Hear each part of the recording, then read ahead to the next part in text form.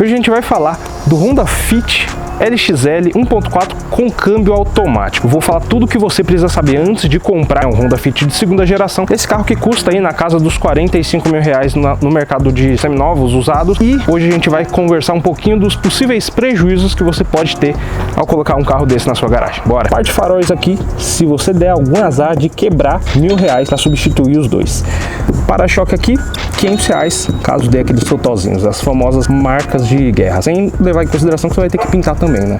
Pneus aqui, 175/65 aro 15, na casa ali dos 250 a 450 reais você encontra. Aqui nós estamos com a versão LXL, a partir dela você já tem disco nas quatro, ou seja, pastilha 250 reais nas dianteiras, 200 nas traseiras, disco 400 reais, tanto para os da dianteira como os da traseira. Se você resolver trocar os amortecedores, 1.200 da dianteira, se você resolver trocar todos, 1.800. Aqui nós temos um problema que muito provavelmente você vai ter, fruto desse asfalto lunar que a gente vive, que são as buchas da barra estabilizadora, que é comum ela começar a fazer uns barulhos. Mas é uma pecinha muito barata, 50 reais o par, são duas borrachinhas, e a mão de obra também é bem simples, 100 reais ele troca, é muito rápido, no mesmo dia você já faz essa manutenção. E o tanque de combustível, 42 litros flex. Aí você vai ver quanto isso custa com a gasolina ou etanol aí da sua cidade.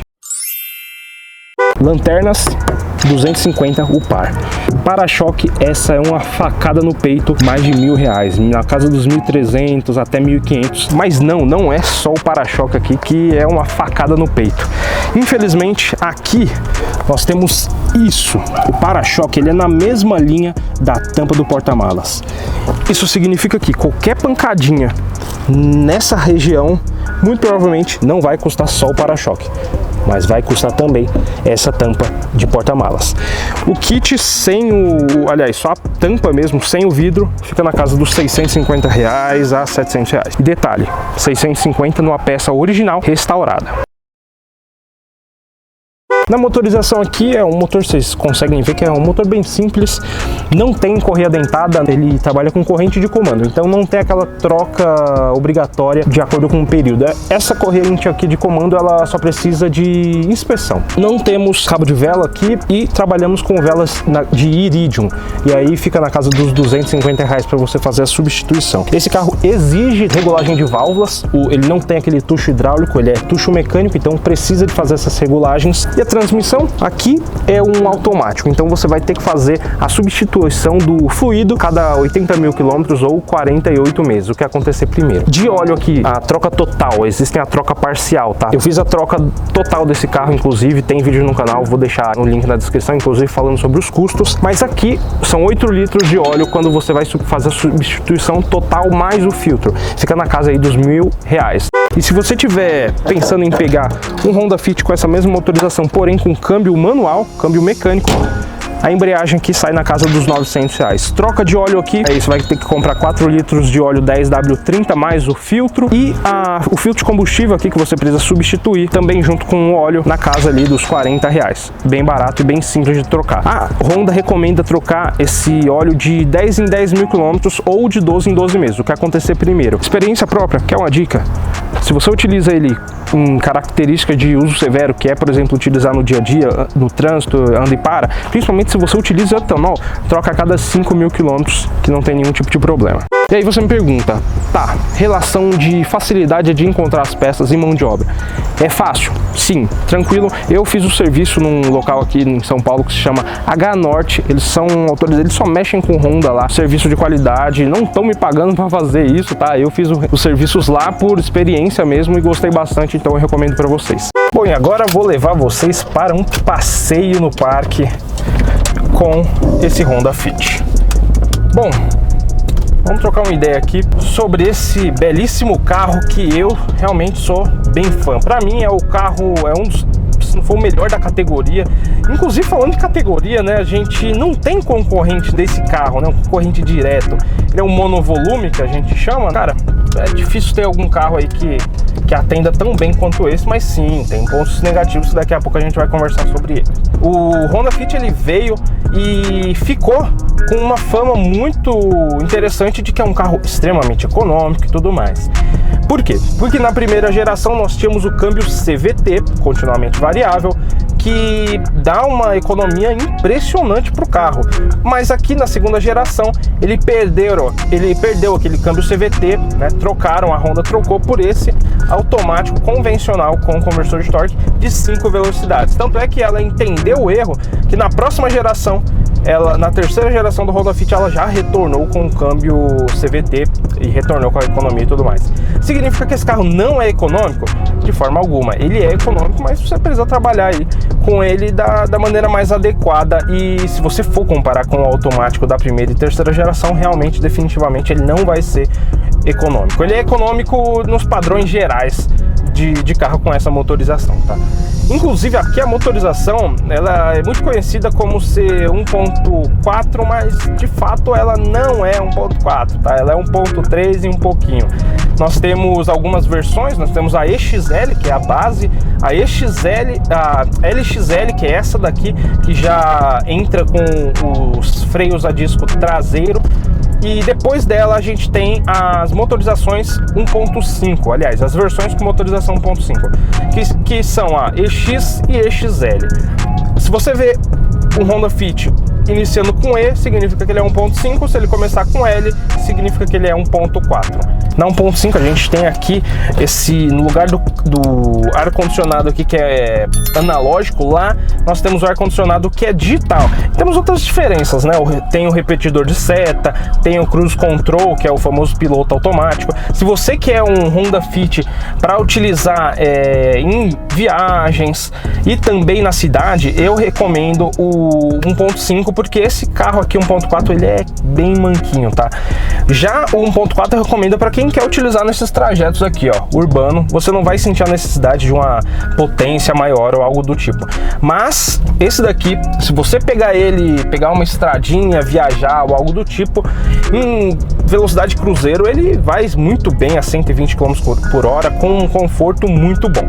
Mas é em subidas e em ultrapassagens que você vai sentir falta de um fôlego um pouquinho a mais, né? Mas aqui convivendo com esse carro, já tem um bom tempo ele na garagem, convivendo com ele a gente encontra alguns prós, encontra também alguns contras. E de prós aqui, cara, nitidamente o carro muito famoso pela sua mecânica extremamente robusta, e realmente ele é um carro muito confiável. É aquele carro que você pensa assim, bom, acordei, tô com vontade de viajar, é só pegar e ir, sabe? Não tem um checklist muito preciso e que você tem que seguir à risca, porque pode ser que o carro não esteja tão 100% assim. Não, esse carro aqui, você mantendo ele com as troca de óleo, troca de fluido de transmissão a cada 80 mil quilômetros ou 48 meses, né, o que acontecer primeiro, você mantendo isso, você já vai ter um carro extremamente confiável na sua garagem, que você pode ter certeza que ele não vai te deixar na mão mesmo. É um carro muito versátil. Ele tem ali o famoso sistema ULT, que consegue desenhar ali várias formas com o banco traseiro, né? Você pode rebater o encosto e ter praticamente um furgão, como você também pode elevar o assento e ter um espaço ali quase que plano, com assoalho quase que plano. Então assim, você tem 1001 utilidades, né? Se você tem uma família grande, ele atende.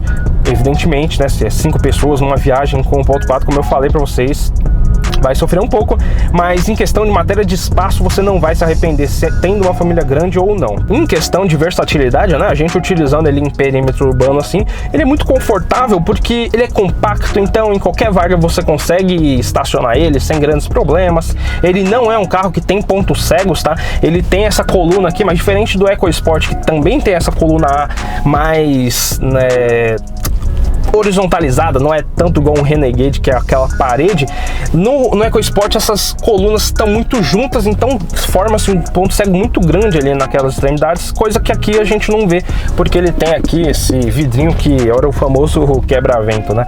Aqui o retrovisor o central aqui tem um tamanho muito bom, e os laterais com regulagem elétrica, que a gente regula aqui, também tem um tamanho muito bom, muito apropriado mesmo para um carro que você vai rodar na cidade. Agora, de pontos negativos, como eu falei, o câmbio aqui ele é extremamente confortável, ele é extremamente parrudo, ele não vai te dar dor de cabeça, tá? Mas ele faz com que o carro acabe consumindo um pouco mais, né, em comparação com os câmbios CVT. E, evidentemente, como eu falei para vocês, o outro ponto negativo aqui, que até pode englobar um pouco aí do câmbio, é em relação ao desempenho. É um motorzinho 1.4, né, que na verdade, como eu já expliquei, é 1.3, que sim, ele não é nem um pouco focado na experiência de dirigir. Ele é um carro que te leva do ponto A ao ponto B sem grandes preocupações. Outro que a gente está passando nessas divisas aí da ponte, a gente consegue sentir isso, que é a suspensão firme. A suspensão desse carro é consideravelmente firme, então em buracos, nesse nosso asfalto lunar, né, ele vai tremer bastante, você vai sentir o carro balançando bastante, o que acaba prejudicando inclusive alguns componentes. Como eu falei para você, a bucha da barra estabilizadora acaba indo para o saco rápido, os amortecedores aqui que não são nem um pouco baratos, 1.200 na dianteira e 1.800 para trocar o kit.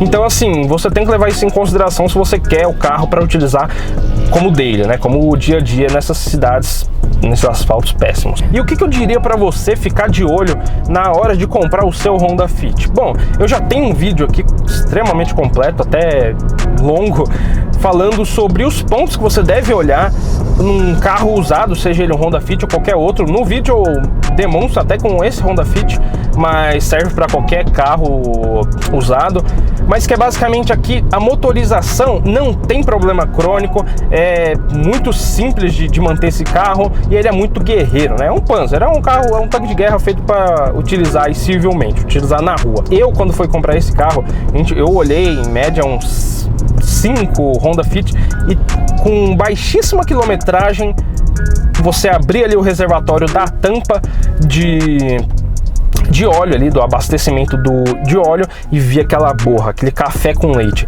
ou então aquele óleo encrostado. Cara, se você vê isso no Honda Fit ou em qualquer outro carro, pega o beco, porque o carro não foi bem cuidado. Agora, como eu falei, não tem problema crônico, né, esse carro. E sobre a transmissão, o que você precisa estar de olho é que se você estiver pegando um carro com mais de 80 mil quilômetros rodados, né, ou no caso também, né, mais de 48 meses, verificar se foi trocada o óleo de transmissão. Isso é importantíssimo, tá? No manual ele fala, né, de 80 mil quilômetros ou 48 meses, o que acontecer primeiro. E você tem algumas trocas de óleo, tá? No manual ele não diz especificamente sobre a troca total. O que é essa troca total? Abrange 8 litros de óleo específico para a transmissão da Honda e também o filtro. Ele faz toda essa lavagem lá, ele tira todo o óleo velho, inclusive utilizando um equipamento específico para fazer isso.